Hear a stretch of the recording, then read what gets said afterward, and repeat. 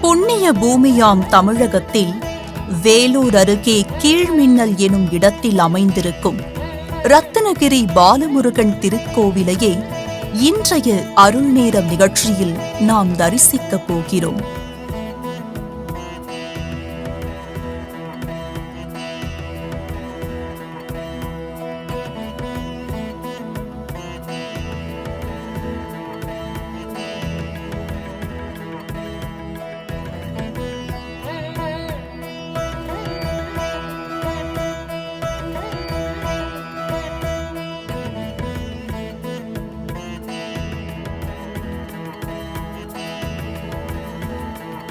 இத்திருத்தலத்தில் மூலவரின் திருப்பெயர் பாலமுருகன்.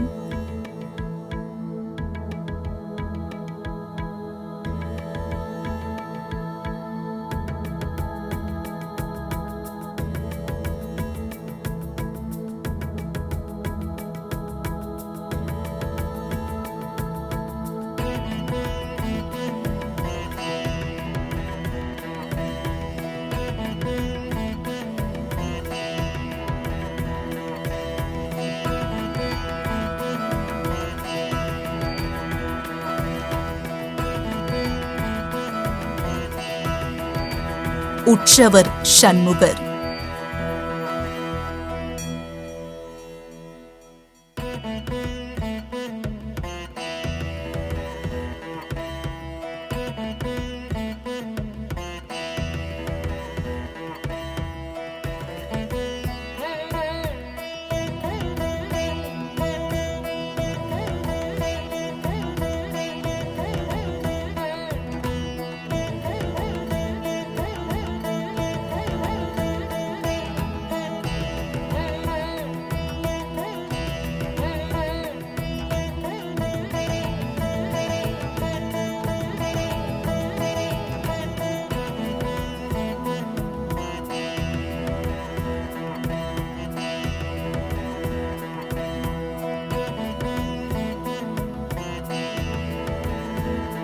ஆறுமுகத் தெப்பம் என்பது இத்தலத்து தீர்த்தம். இது அறுகோண வடிவத்தில் அமைந்துள்ளது.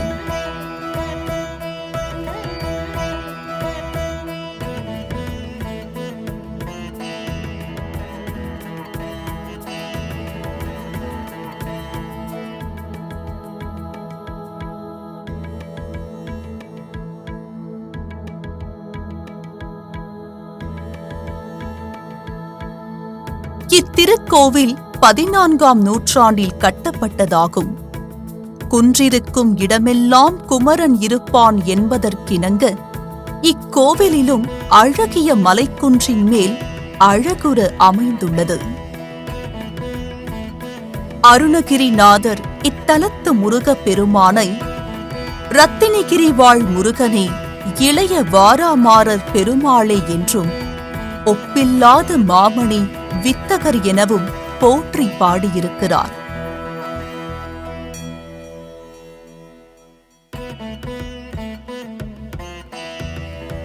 இத்தலத்தில் உள்ள முருகன் 4 கைகளிலும் ஆயுதங்கள் ஏந்தியபடி இடதுபுறம் நோக்கிய மயிலுடன் காட்சி தருகிறார்.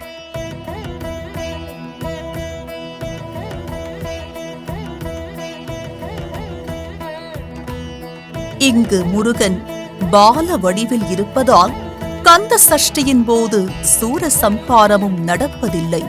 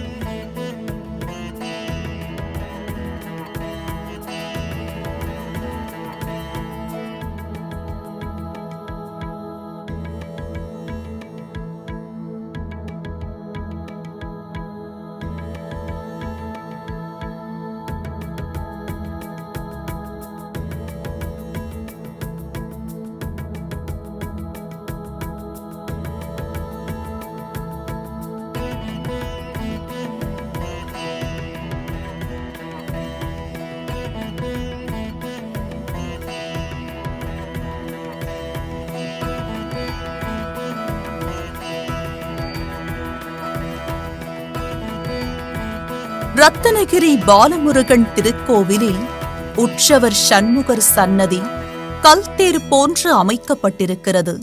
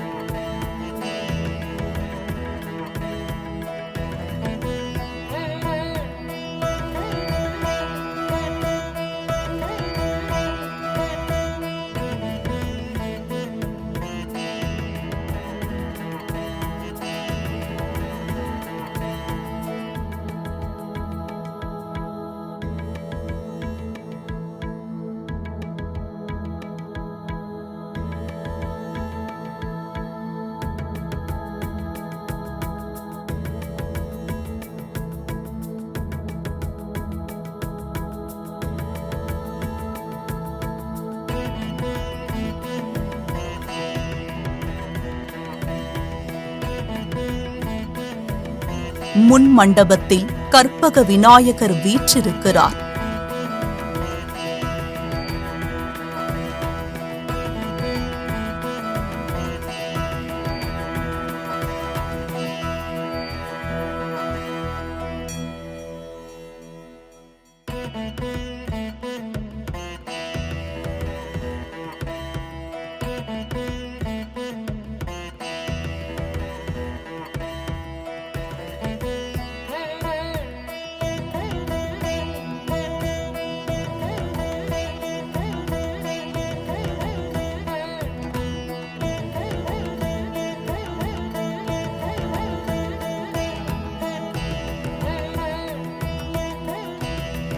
சுமார் 60 வருடங்களுக்கு முன்பு இக்கோவில் தற்போது இருப்பதைப் போல் அத்துணை பிரபலம் இல்லை. 60களில்தான் முருகப்பெருமான் தன்னுடைய திருவிளையாடல் மூலம் இத்திருத்தலத்தை உலகறிய செய்தார்.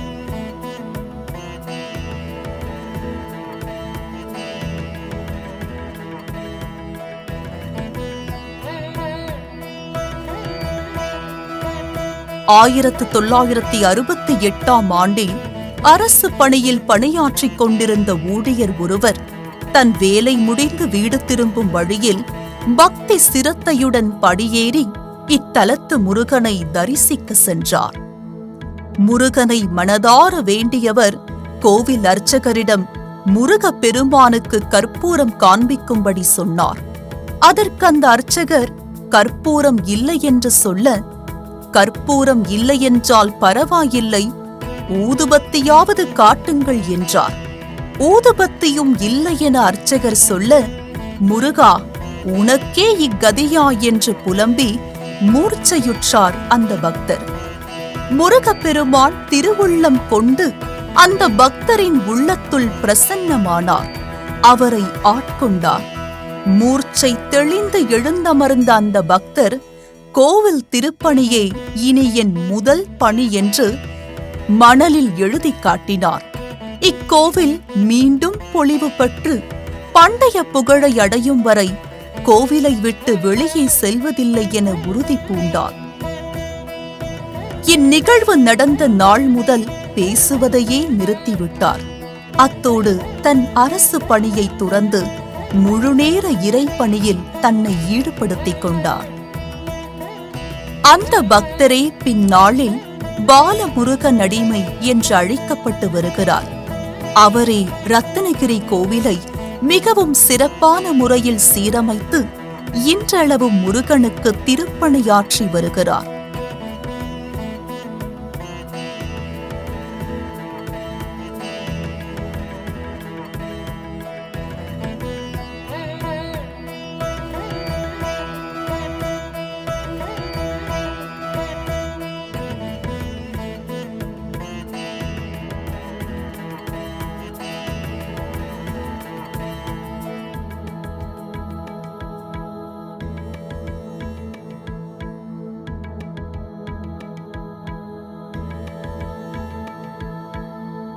இத்தலத்தில் இரவில் அர்த்தஜாம பூஜையில் முருகப் பெருமானுக்கு பாலை நெய்வேத்தியமாக படைக்கின்றனர். திருமண தடை, புத்திர தோஷம் உள்ளவர்கள் இத்தலத்திற்கு வந்து முருகப்பெருமானை வேண்டி நற்பலன் கிடைக்கப் பெறுகிறார்கள். திருமணத் தடை உள்ளவர்கள் வளர்ப்பிறை பஞ்சமியில் இங்குள்ள வாராகியிடம் வாழை இலையில் அரிசி, தேங்காய், வெற்றிலை பழம் வைத்து நெய் தீபம் ஏற்றி வேண்டிக் கொள்கிறார்கள். ரத்னகிரி பாலமுருகனை வேண்டி பிரார்த்தனை நிறைவேறியவர்கள் இறைவனுக்கு பாலாபிஷேகம் செய்தும் காவடி எடுத்தும் நேர்த்திக்கடன் செலுத்துகிறார்கள். இத்தலத்து முருகனுக்கு பூஜையின் போது சாற்றப்படும் மலர்கள், நெய்வேத்தியங்கள், தீபாராதனைகள், பூஜை செய்யும் அர்ச்சகர்கள் என அனைத்தும் 6 என்ற எண்ணிக்கையில் இருப்பது சிறப்பு.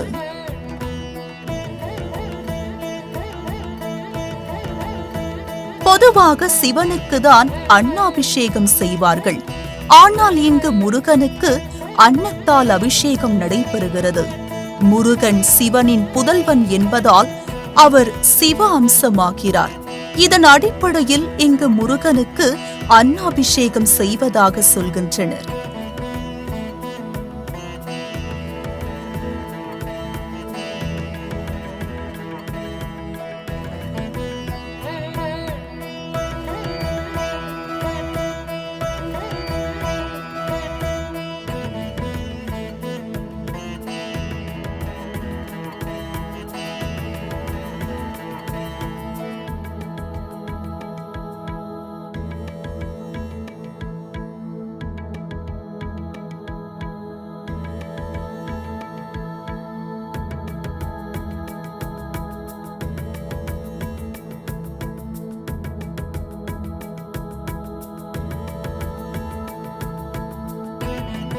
முருகப்பெருமான் தமிழ் கடவுள் என்பதால் இக்கோவிலில் தமிழிலேயே அனைத்து வழிபாடுகளும் செய்யப்படுகின்றன. ரத்னகிரி பாலமுருகன் கோவிலில் நிகழ்ந்த மகிமைகள் ஏராளம். பல்லாண்டுகளுக்கு முன்பு முருகனின் தீவிர பக்தை ஒருவர் நீண்ட வருடங்களாக குழந்தை பாக்கியம் வாய்க்காமல் தவித்தார். தினசரி ரத்னகிரி முருகனை தரிசித்து தனக்கு குழந்தை வரம் தரும்படி மனமுருகி வேண்டி கடும் விரதத்தை மேற்கொண்டார். ஒரு நாள் அவர் தனிமையில் யாரும் இல்லாத வேளையில் ரத்னகிரிக்கு வந்து முருகனை நீண்ட நேரம் வணங்கி தனது குறையை கூறி கண்ணீர் விட்டு சுவாமியை வலம் வந்தார். அப்போது அங்கு வந்த ஆடு மேய்க்கும் சிறுவன் ஒருவன் அப்பெண்ணிடம் அழுவதற்கான காரணத்தை கேட்க அவர் தனக்கு புத்திர பாக்கியம் இல்லாததை கூறி வருந்தினார். அப்பெண் கூறியதை பொறுமையுடன் கேட்ட அச்சிறுவன் கோவிலில் இருந்த விபூதியை எடுத்து அவரிடம் கொடுத்துவிட்டு பக்தியுடன் சுவாமியை வலம் வரும்படி கூறினார். அதன்படி அப்பெண் விபூதியை பெற்றுக்கொண்டு சுவாமியை வலம் வந்தார். சுவாமியை ஒருமுறை வலம் வந்த அந்த பக்தை தன்னிடம் விபூதி கொடுத்த சிறுவனை காணாது அதிர்ந்தார். இச்சம்பவம் நிகழ்ந்த சில தினங்களிலேயே அப்பெண் கருவுற்றார். அதன் பின்னரே அவரிடம் ஆடு மேய்க்கும் சிறுவனாக வந்து பேசியது முருகப்பெருமான் என்று அறிந்து கொண்டார் அந்த பெண்.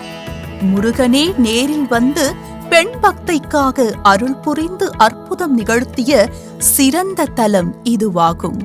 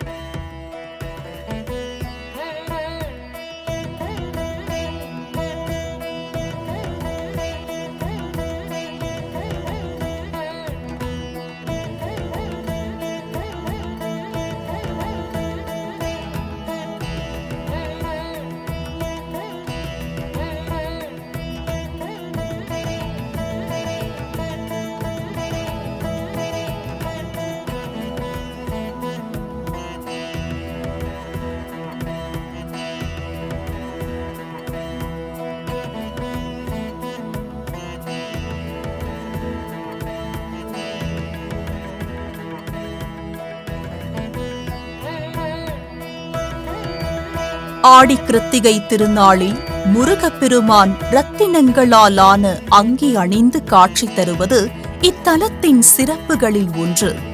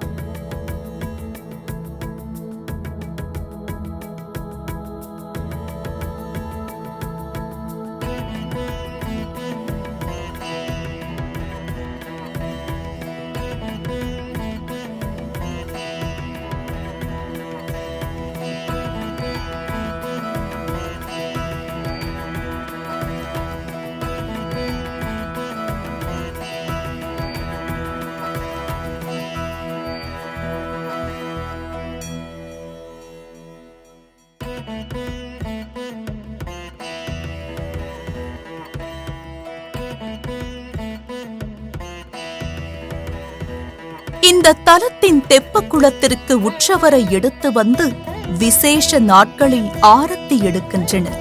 அந்நிகழ்வை காணும் பக்தர்களும் கைகளில் அகல் விளக்குகளை ஏந்தி அரோஹரா கோஷமிடுகின்றனர். இதை பார்க்க கண்கொள்ளா காட்சியாக இருக்கிறது.